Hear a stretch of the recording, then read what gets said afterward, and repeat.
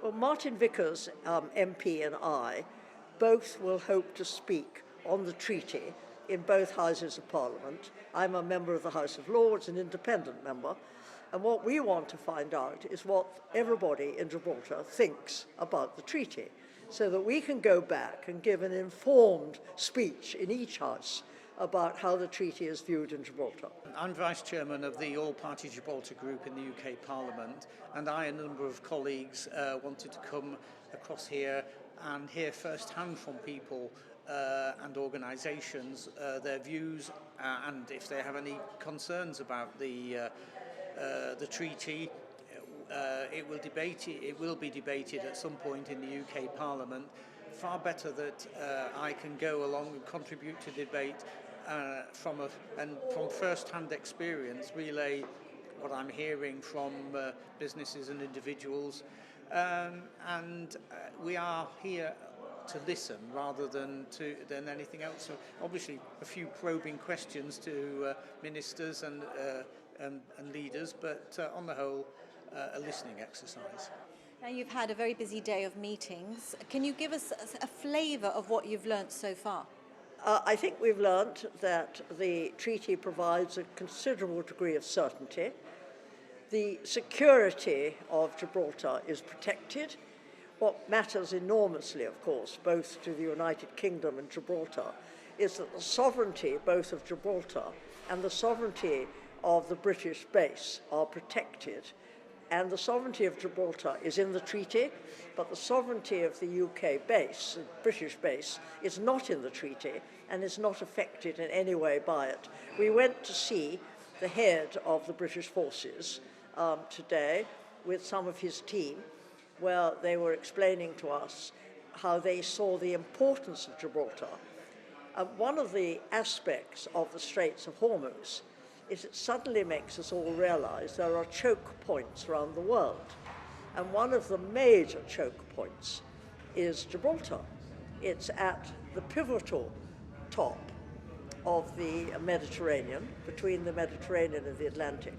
And one of the questions I was asking the Chief of Staff here was to what extent did he think the Ministry of Defence and indeed the British forces in Gibraltar really saw the importance of Gibraltar. And I was absolutely satisfied. They recognise how enormous the importance is. They're taking very sensible steps to deal with it. We've recently had British ships in. There's a British ship in at the moment. But perhaps more important, an American ballistic missile submarine was here 2 or 3 days ago. That means that the Americans recognize the significance of Gibraltar as somewhere they can come to safely and get their troops can come and have fish and chips and things like that and move on. I don't think there have been any surprises, really. I mean, we had a tour of the airport with the First Minister this morning. We saw what a detailed planning has gone into it, all the various different channels to cope with EU visitors, GIB residents, UK visitors and so on. And clearly a lot of thought has gone into that. And I think, on balance, I would say, seems to have achieved a sensible arrangement. We had a courtesy call with the Governor, and we've just come from a visit to the sovereign base and heard from the commander about the military and security issues involved. When we leave here, we're going to see the Commissioner of Police, again on security issues and so on. So we're getting a wide range of views. Interestingly enough, the only sort of negatives, and even this was only a very minor negative, going down the main street, the retail sector, as we know, is facing enormous challenges, basically from online shopping and the like. And therefore they foresee the transaction taxes, small though it may be, as just another niggling thing that's perhaps going to cause them, I won't say major problems, but it's a little niggle that they've got. And we've just met again with the Chief Minister, and I did raise this with I know that he acknowledges that that's the case. I think the big plus when we were at the base was the fact that the official, the officer who'd been day-to-day dealing with the negotiations and said he'd been following this now for 6 years. They started off with certain red lines and they haven't crossed them, and that's reassuring. I haven't read the whole 1,000 pages, which may not surprise you. I did get a co-pilot to do me a very useful summary, which I hope was accurate. I thought that each of the aspects is good. We just had lunch with the Chief Minister, and he took us around the airport. The airport is extraordinarily well set up for the new Schengen system.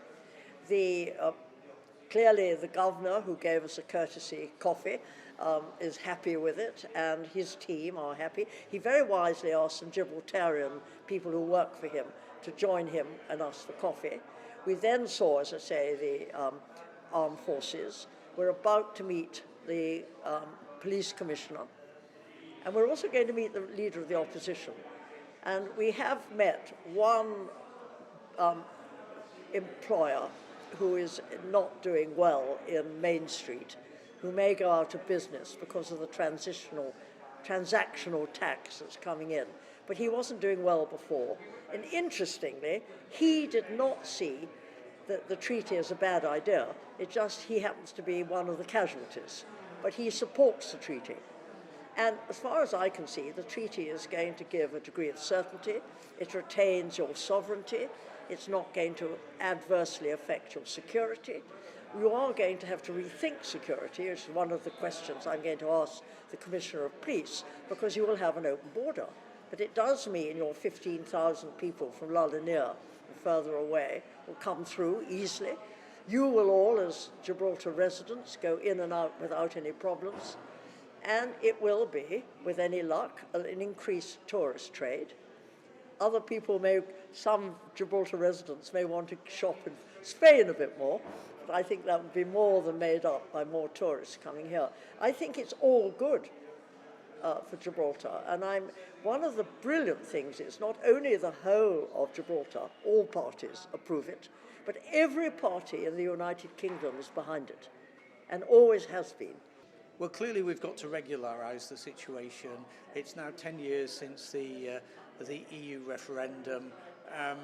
There had to be a regularising of arrangements between ourselves and the EU. And this is, if we can ensure that it goes through and that any concerns are addressed, then I think it's clearly a step forward. One of the meetings we've still got to come is with the leader of the opposition here. Now, I know that the opposition supported the treaty when it was debated in the Gib Parliament, but equally there were a few buts.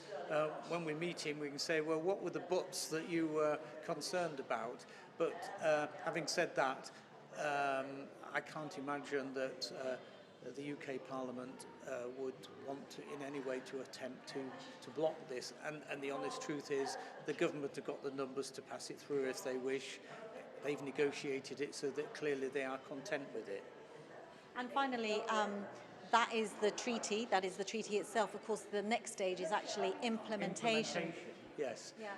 Well, that's a challenge for all the various authorities and agencies concerned. But the amount of planning that's gone into it would clearly indicate, I think, that all the possible hurdles have been looked at and we've got over them. Let's hope that that's the case. What we want, we all want Gibraltar to thrive. The tourist trade, for example, is absolutely crucial here, as are financial services and so on. And I'm confident that Gibraltar will have a bright future. May I ask you one final question about the work of the APPG? Just tell us a little bit about the work that it's doing to promote and raise awareness about Gibraltar issues in Westminster. Well, both Martin Vickers, MP, and I are members. we will go back and explain. An APPG is an all-party parliamentary group, so every party is involved. This particular party group has both MPs and peers. What we do is get people, Jonathan Scott, who is the Gibraltar representative in London, was keeping us in touch with what was going on with the treaty very recently, and a member of the Foreign Office came as well to explain to us. The Foreign Office has been doing brilliantly, but we're in close touch. Our chairman, Amanda Martin, is excellent. She is in touch. And one of our members is, I forget her surname, Wendy, who is the shadow spokesman for Gibraltar, for the Conservative Party. What we need to do is find out what's going on, and when we are told by our friends in Gibraltar there's an issue that they're concerned about in either house, we try and raise it, or probably more usefully, go and talk to the minister concerned behind the scenes. And that's one of the things. For instance, we're going to see the university this evening, have dinner with the Vice-Chancellor. I believe there are some non-treaty issues between the university and the universities in the UK. I need to find out what they are. If there's something I can help on, I shall be in touch with the minister in the UK and say, what can you do about it? So we're quite useful.